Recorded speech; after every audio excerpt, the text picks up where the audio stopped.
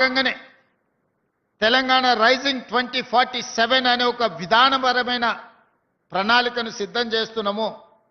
2047కి మనకు స్వతంత్రం వచ్చి 100 సంవత్సరాలు పూర్తి చేసుకోబోతున్నాం.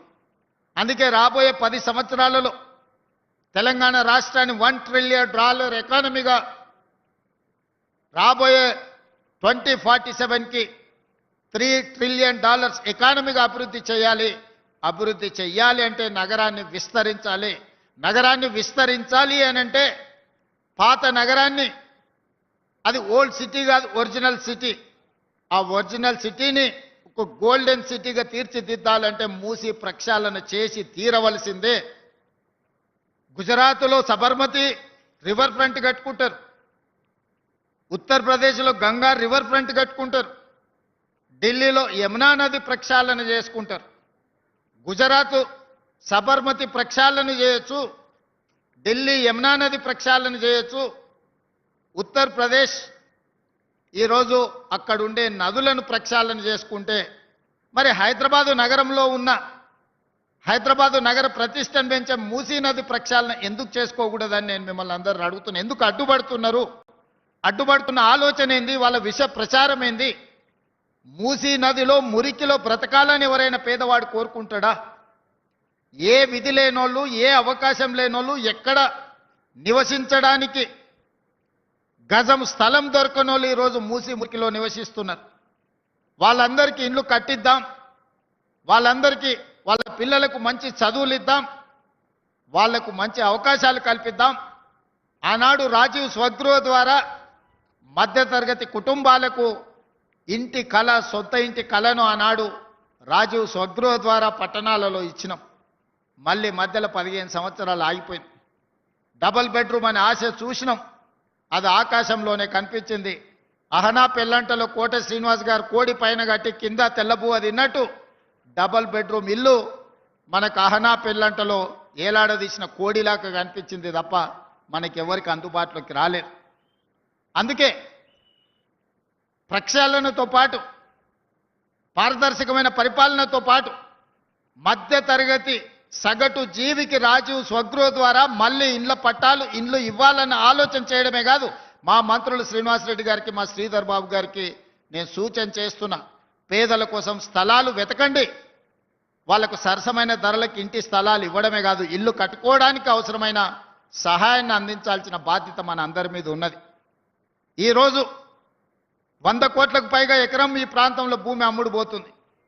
మరి కోటీశ్వరులు మాత్రమే కొనుక్కోగలరు. మధ్యతరగతి సగటు జీవి సొంత ఇంటి కళ ఎప్పుడు నెరవేరాలి? సగటు జీవుల గురించి ఈరోజు ఆలోచన చేయాలి.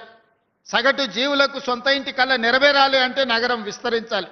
నగరం విస్తరించాలంటే రీజనల్ రింగ్ రోడ్డు రావాలి, రేడియల్ రోడ్స్ రావాలి, మెట్రో రైలు విస్తరణ జరగాలి, అదేవిధంగా మూసీ ప్రక్షాళన జరగాలి.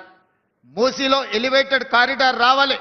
మూసీ ప్రాంతం ఈరోజు మనకు ఐటీ అర్ధరాత్రి, రాత్రి, పొద్దున ఇక్కడ చీకటి అవుతే అమెరికాలో తెల్లారుతుంది. మరి అమెరికా వాళ్ళతో కలిసి పనిచేయాలంటే రాత్రి కూడా ఇక్కడ పనిచేయాలి. ఇక్కడ పనిచేసిన వాళ్ళు భోజనం చేయాలంటే ఎక్కడికి వెళ్ళాలి? ఇవాళ అందుకే హైదరాబాదు నగరంలో మూసీ ప్రక్షాళన చేసి, మూసీ సుందరీకరణ చేసి, మూసీ నదిని పునరుజ్జీవింపజేసి ఆ ప్రాంతంలో నైట్ ఎకానమీని ఈరోజు ప్రారంభించాలనుకుంటున్నాం. రాత్రి మొత్తం అక్కడ వ్యాపారాలు జరగాలి, నిరుద్యోగ యువకులకు ఉపాధి అవకాశాలు ఇవ్వాలి, ఆ ప్రాంతంలో వ్యాపారాలు జరగాలి.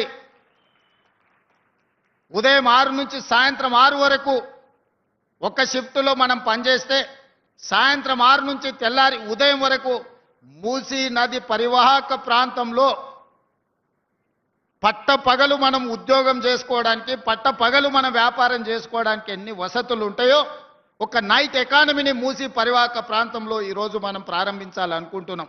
అది చెయ్యాలంటే అక్కడ ఎలివేటెడ్ కారిడార్ రావాలి, అక్కడికి మెట్రో రైలు రావాలి, అక్కడ మూసీలో ఉన్న మురికిని తొలగించాలి.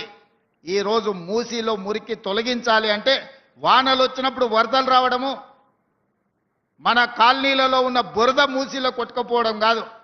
గోదావరి జలాలను 20 టీఎంసీలు తీసుకొచ్చి ఉస్మాన్ సాగర్, హిమాయత్ సాగర్లో ఆ నీటిని ప్రవహింపజేసి 365 రోజులు మూసీలో నీళ్లు ఉండేటట్టుగా రివర్ ఫ్రంట్ డెవలప్ చేయడం ద్వారా మన తెలంగాణ రాష్ట్ర ఎకానమీని ఈరోజు ప్రపంచంతో పోటీ పడే విధంగా తీర్చిదిద్దాలనుకుంటున్నాం. వీటన్నిటితో పాటు ఈరోజు రిజిస్ట్రేషన్ కార్యాలయాల గురించి మిత్రులు శ్రీనివాసరెడ్డి గారు చెప్పారు. Outer ring road inside core urban region, ఈ కోర్ అర్బన్ రీజియన్లో 39 సబ్ రిజిస్ట్రార్ కార్యాలయాలు ఉన్నాయి. ఇక్కడున్న చాలామంది సబ్ రిజిస్ట్రార్ ఆఫీసులకు పోయి ఉంటారు. కూర్చోవడానికి కూర్చుండదు, నించోవడానికి జగా ఉండదు, గంటల కొద్ది అక్కడ ఉంటే బాత్రూమ్ పోదామంటే ఎక్కడ కనిపించదు. ఎక్కడ మెట్ల మీద ఎక్కితే పాన్ పరాగులు తిని ఊంపించి మనం ఎక్కడ కాలు పెడితే జారి పడతామో అన్న పరిస్థితులు ఈరోజు ప్రభుత్వ కార్యాలయాలు ఉన్నాయి. అభివృద్ధి చెందినం అంటున్నాం, ఐటీ దిగ్గజ కంపెనీలు మన దగ్గర ఉన్నాయి అంటున్నాం, మైక్రోసాఫ్ట్, ఇన్ఫోసిస్, గూగుల్ మన దగ్గర ఉన్నాయి అంటున్నాం, హెచ్సిఎల్, కాగ్నిజెంట్, టీసీఎస్ ఇక్కడ ఉందంటున్నాం. కానీ మన బుద్ధి, మన ఆఫీసుల తీరు మారడం లేదు. ప్రపంచ దేశాలకు సంబంధించిన ఎవరు ఇక్కడ వచ్చి ఉన్నా, ఏ ఇల్లు కొనుక్కున్నా, ఎవరైనా పెళ్లి చేసుకుంటే యువ జంటలు ఆఫీసుకు పోతే అక్కడ ఉన్న వాతావరణం చూస్తే ఎందుకురా దేవుడా ఇక్కడికి వచ్చినా అనుకునే పరిస్థితి ఆ యువ జంటకు ఈరోజు కనిపిస్తుంది. ఇవాళ పెళ్లిళ్ళు చేసుకున్న వాళ్ళు రిజిస్ట్రేషన్ చేసుకోవాలి. సాఫ్ట్వేర్ ఉద్యోగి అమెరికాలో ఉంటే భార్యను తీసుకెళ్లాలంటే పెళ్లి నమోదు చేయించుకోవాలి, అధికారిక పత్రం తీసుకోవాలి. సబ్ రిజిస్ట్రార్ కార్యాలయానికి భార్యను వెళ్ళి కుటుంబ సభ్యులతో అక్కడ పోయి రిజిస్ట్రేషన్ చేసుకొని ఫోటో దిగే పరిస్థితులు ఈరోజు సబ్ రిజిస్ట్రార్ కార్యాలయాలు ఉన్నాయా? మీరు ఆలోచన చేయండి. అందుకే నేను చెప్పా శ్రీనివాసరెడ్డి గారికి, సంవత్సరానికి 15,000 కోట్ల రూపాయల ఆదాయం వచ్చే స్టాంప్స్ అండ్ రిజిస్ట్రేషన్ శాఖ మనకు బంగారు గుడ్డునిచ్చే బాతు. ఆ బంగారు బాతును ఈరోజు మనం జాగ్రత్తగా దాన్ని మంచిగా చూసుకోవాలి. అక్కడికి వచ్చే వాళ్ళు కోట్ల రూపాయలు పన్నులు చెల్లిస్తారు. 15,000 కోట్ల రూపాయలు మనకే వస్తున్నాయంటే రియల్ ఎస్టేట్లో ఎన్ని వేల కోట్ల రూపాయలు ఈరోజు పెట్టుబడులుగా పెడుతున్నారు. 7.5% స్టాంప్ డ్యూటీ ఛార్జ్ చేసే మనకే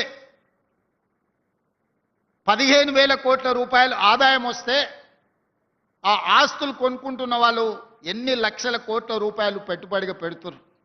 మరి లక్షల కోట్ల రూపాయలు పెట్టుబడి పెట్టి రాష్ట్ర ప్రభుత్వానికి వేల కోట్ల రూపాయలు ఆదాయం ఇచ్చేవాడు ఆఫీస్కి వస్తే నించోవడానికి జగా లేదు, కనీసం మర్యాదగా పలకరించేవాడు లేడు.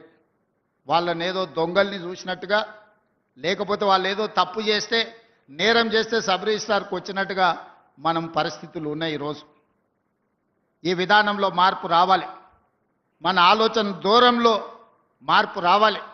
అందుకే ఈరోజు ఇక్కడ 3 ఎకరాల పైగా స్థలాన్ని 50,000 స్క్వేర్ ఫీట్లో ఒక 5 స్టార్ హోటల్కి వెళ్తే, ఒక ఇంటర్నేషనల్ ఎయిర్పోర్ట్కి వెళ్తే ఎంత గౌరవంగా మర్యాదగా